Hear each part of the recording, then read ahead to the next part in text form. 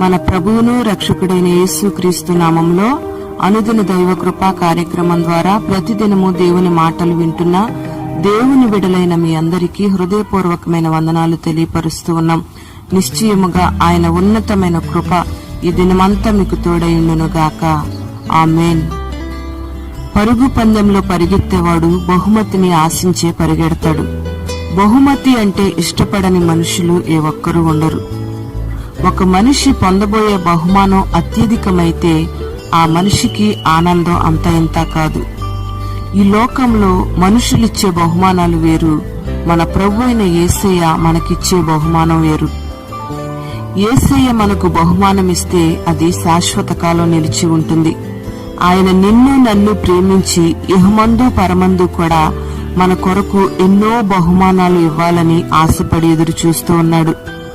ఆ రీతిగా మన పితరులు పరిశుద్ధ గ్రంథంలో దేవుని యొద్ద నుంచి ఎన్నో బహుమానాలు పొందుకున్నారు. అంతేకాకుండా అత్యధికమైన బహుమానాల్ని దేవుడు వారికి అనుగ్రహించాడు.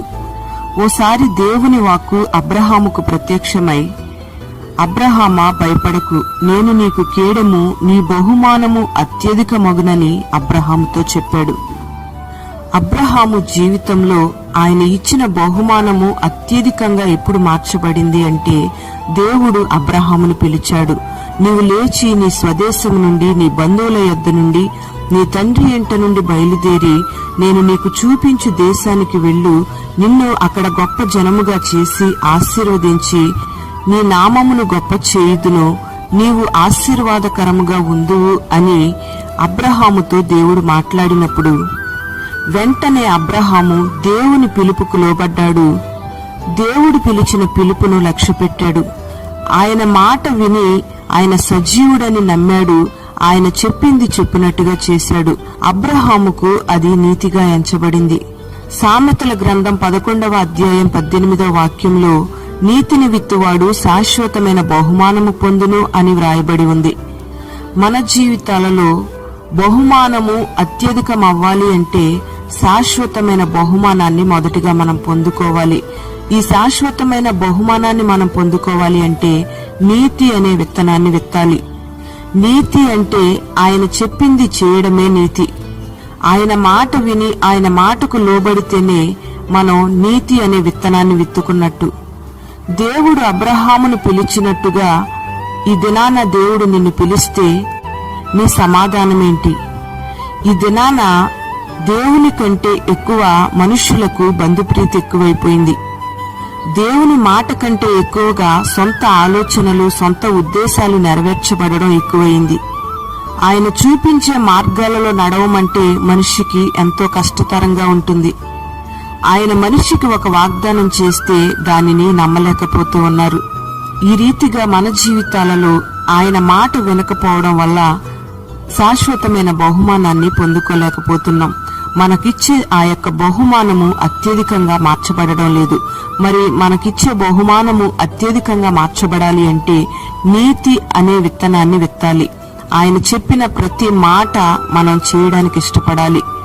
పరిశుద్ధ గ్రంథం సెలవిస్తుంది, యేసుక్రీస్తు రక్తము వలన కడగబడిన ప్రతి ఒక్కరూ నీతిమంతులుగా తీర్చబడుతూ ఉన్నారని. అబ్రహాము జీవితంలో దేవుని యొక్క నీతిని నెరవేర్చడానికి ఎన్నో అవాంతరాలు, ఎన్నో ఆటంకాలు అబ్రహాము జీవితంలోకి ఎదురయ్యాయి. తను జీవించినంత కాలం దేవుని నీతిని నెరవేరుస్తూనే ఉన్నాడు. మన జీవితాలలో కూడా ఆయన నీతిని నెరవేర్చేటప్పుడు ఎన్నో అవాంతరాలు, ఆటంకాలు మనకు ఎదురవుతూ ఉంటాయి. ఆ సందర్భంలో దేవుని నీతిని నెరవేర్చడానికి అబ్రహాము వలె మనం నిలబడగలిగితే శాశ్వతమైన బహుమానాన్ని పొందుకుంటాం. దేవుడు మనకిచ్చే బహుమానము భూలోకములోను పరలోకములోను అత్యధికంగా మార్చబడుతుంది. ఆయన మనతో చేసిన ప్రతి వాగ్దానాన్ని కూడా మనం స్వతంత్రించుకుంటాం. పరిపూర్ణంగా వాగ్దానాన్ని అనుభవిస్తాం. మనం ఏ విత్తనాన్ని విత్తుతామో అదే పంటను కోస్తామనే సత్యం మనకందరికీ తెలిసింది. నీ జీవితంలో రక్షణ అనే అనుభవం ద్వారా దేవుని నీతిని నువ్వు నెరవేర్చాలి. నీ జీవితంలో ఆయన నీతిని నెరవేర్చడం ద్వారా శాశ్వతమైన బహుమానాన్ని పొందుకోవడమే కాదు, ఆ బహుమానము అత్యధికంగా నీ జీవితంలో మార్చబడుతుంది. మరి అట్టి కృప నా దేవుడు నీకు అనుగ్రహించి బలపరచునుగాక. ఆమేన్. పరిశుద్ధుడా, ప్రేమ స్వరూపి, దయగలిగిన తండ్రి, నీకు స్తోత్రం చెల్లిస్తూ ఉన్నాం. ఈ దినం ఈ మాటలు వింటున్నని బిడ్డల్ని పేరు పేరున మీరు ఆశీర్వదించండి. అబ్రహాము నీ మాటను వినడం ద్వారా అబ్రహాముకు అది నీతిగా ఎంచబడినట్లుగా మాకు తెలియపరిచారు. నీ బిడ్డల జీవితాలలో కూడా మీరు చెప్పిన ప్రతి మాటను విని నీ మాటకు లోబడి నీ నీతిని నెరవేర్చే వారిగా మీరు మార్చండి. నీతి అనే విత్తనాన్ని విత్తుకొని నూరంతుల ప్రతిఫలాన్ని, శాశ్వతమైన అత్యధికమైన బహుమానాన్ని నీ బిడ్డలు పొందుకోవడానికి మీరు కృపను అనుగ్రహించండి. రక్షణ అనుభవం, పరిశుద్ధాత్మ అభిషేకం, ఆత్మ ఫలములు, కృపావరములతో నీ బిడ్డల్ని మీరు అభిషేకించి నీ రాకడ కొరకు సిద్ధపరిచి ఈ భూమి మీద నీ చిత్తం యావత్తు చేయడానికి నీతి కలిగిన మనస్సును, నీతి కలిగిన ఆలోచనలను నీ బిడ్డలకు మీరు అనుగ్రహించి మహిమ, ఘనత, ప్రభావాలు మీరు పొందుకొనమని యేసు పరిశుద్ధ నామంలో ప్రార్థిస్తూ ఉన్నాము తండ్రి. ఆమేన్.